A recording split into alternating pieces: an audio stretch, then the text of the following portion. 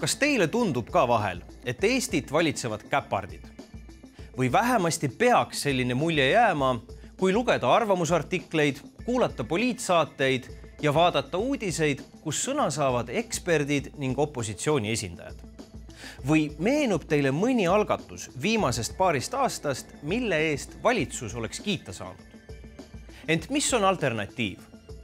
Arvamusküsitluste järgi on kõige populaarsem peaministrikandidaat Urmas Reinsalu Isamaa erakonnast.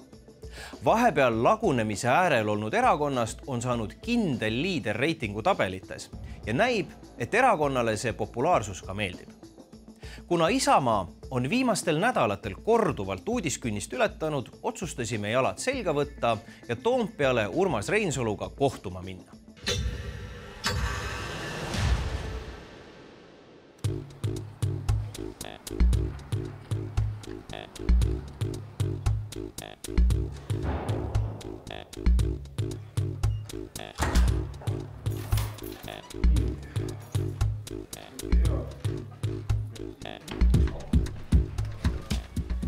Härra Reinsalu, kuna meil on teemasid väga mitmeid, siis ma teen niisuguse ettepaneku, et mul on siin Aliase mängust tuttav liivakell. Ma esitan teile küsimuse, te saate mõelda nii kaua kui soovite, aga vastamiseks, kui olete valmis, siis ma panen minutilise liivakella käima. Hirmus katsumus poliitikule, aga katsume seda läbida. No aga alustame. Prokuratuuri avalike suhete talituse juhataja Kairi Küngas kinnitas vastuses Delfi päringule kriminaalmenetluse toimimist ning lisas, et kriminaalpolitsei menetluses on kriminaalasi, milles uuritakse võimalikku keelatud annetuse tegemist ja vastuvõtmist suures ulatuses.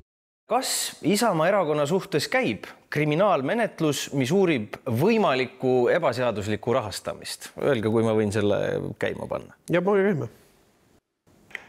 Ajakirjandus on selle kohta väitetava informatsiooni edastanud.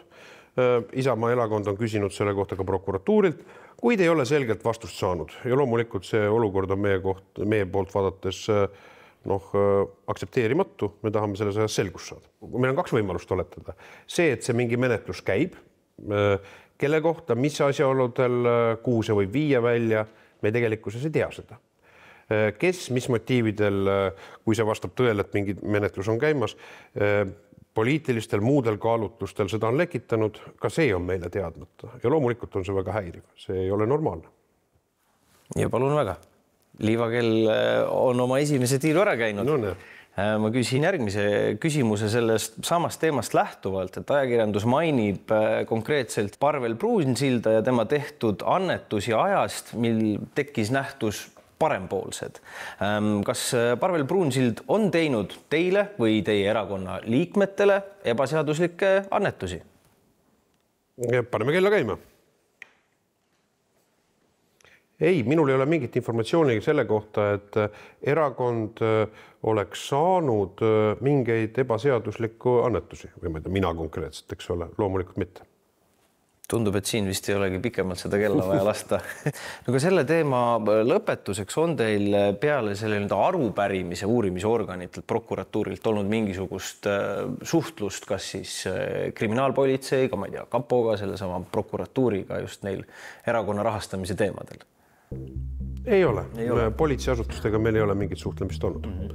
Me oleme suhelnud prokuratuuriga. Olgu öeldud, et selles loos kasutatud intervjuud on salvestatud nädal aega tagasi ehk 21. ja 22. aprillil. Teada saamiseks, kas üleüldse käib uurimine või mitte, pöördume meiegi prokuratuuri poole. Ajakirjanduses ilmunud spekulatsioone ei soovi nad kaamera ees kommenteerida. Oma kirjalikus vastuses annab aga prokuratuur mõista, et isegi kui kellegi või millegi suhtes käib uurimine, siis mis tahes kujul selle kommenteerimine antud loos seoks võimaliku uurimise konkreetse isiku või erakonnaga, mida nad aga ei soovi. Segane lugu, millele ka meil ei õnnestu saada kinnitust ega ümberlükkavat informatsiooni. Me palume selles loos olla poliitiline vahekohtunik, pikaaegsel ajakirjanikul, poliitika vaatlejal ja endisel presidendi sisenõunikul Toomas Sildamil.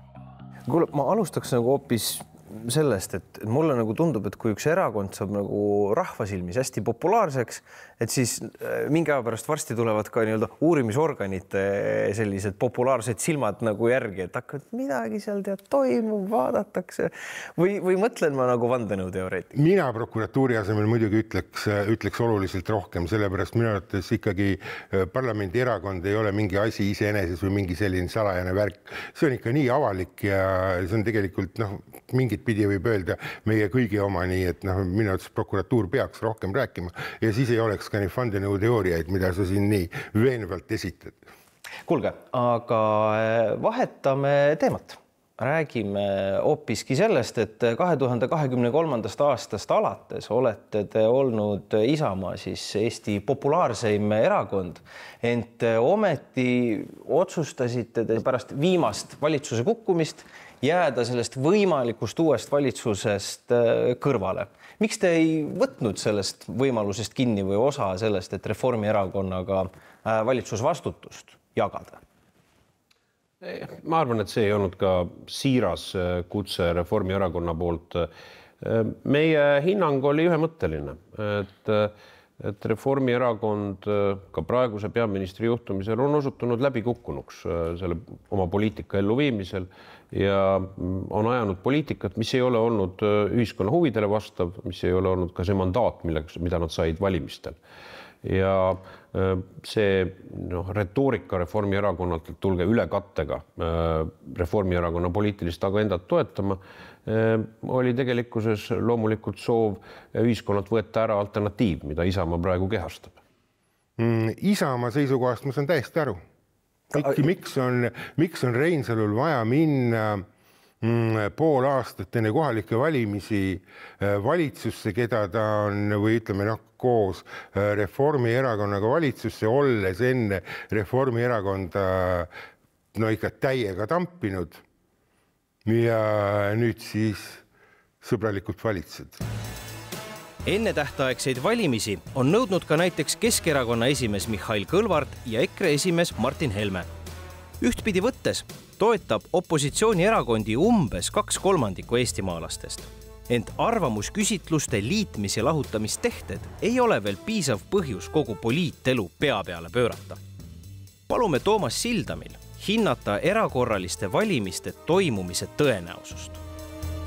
Muidugi praegu valitsusel on või valitsuskoalitsioonil on 52 häält, mis on ju tõesti väga napp, 2 tükki kukub ära, enamus läinud, samas on aknaalused, ma arvan, et nad mängivad aknaalustega, mängivad ikkagi lõpuni sellisel juhul, aga see on ikkagi väga keeruline, siis Riigikogu avaldab peaministrile umbusaldust ja siis valitsus võib paluda presidendil välja kuulutada erakorralised valimised. Presidendil ei ole see kohustus, vaid see on tema võimalus.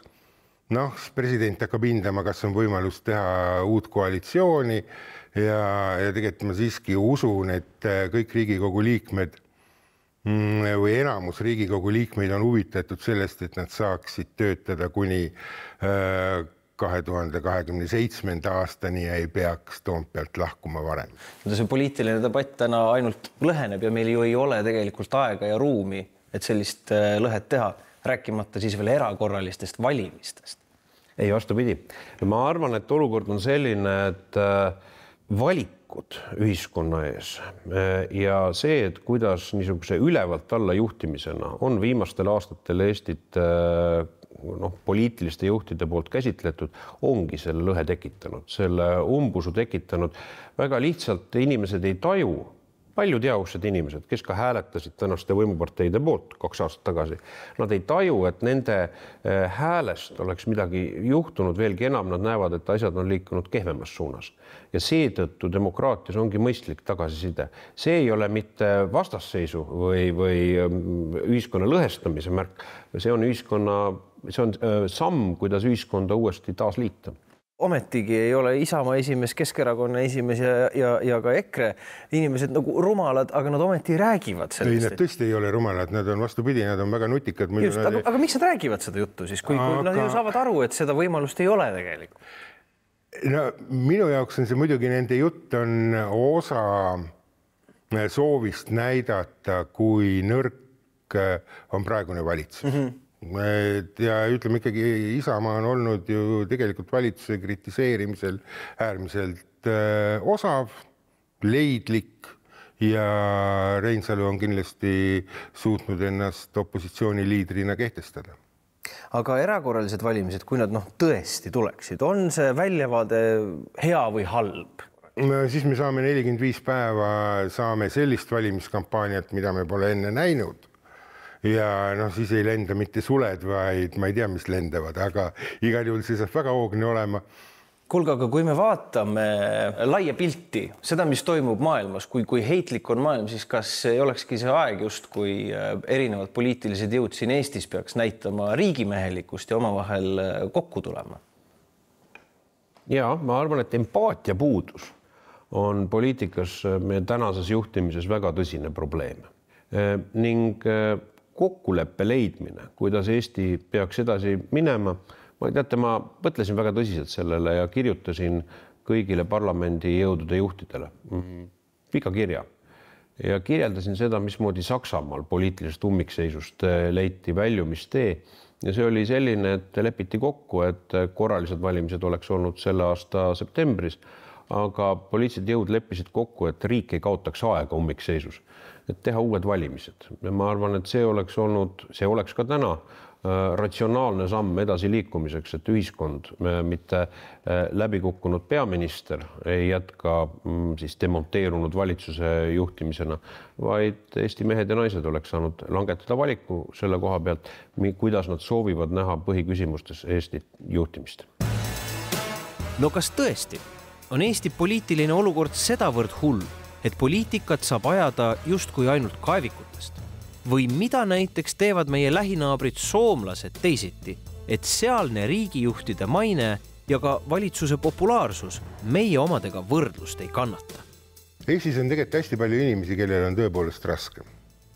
Ja kellel on ka raske toime tulla.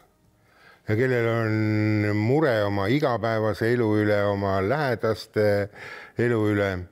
Ja neile tundub, et valitsus või siis ütleme õigemini võim kõige laiemas tähenduses nagu ei seisa nende eest, ei tegele nende muredega.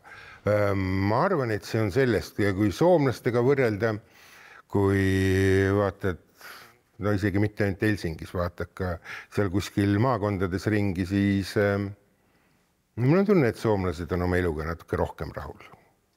2026. aastal on presidendivalimised.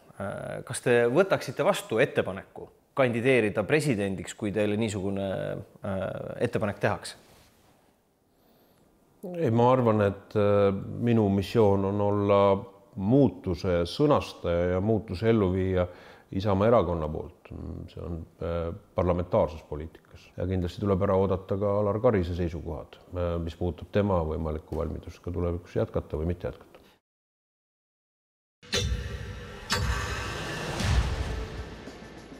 Siiski on äärmiselt keeruline näha varianti, et enne 2027. aastat toimuksid Eestis erakorralised valimised. Nii et võib-olla peame hoopis meie, mitte poliitikud, näitama eeskuju oma valitsejatele ja ulatama teineteisele käe üle vahekäigu, sest tõtt öelda meil ei ole omavahel tülitsemiseks aega.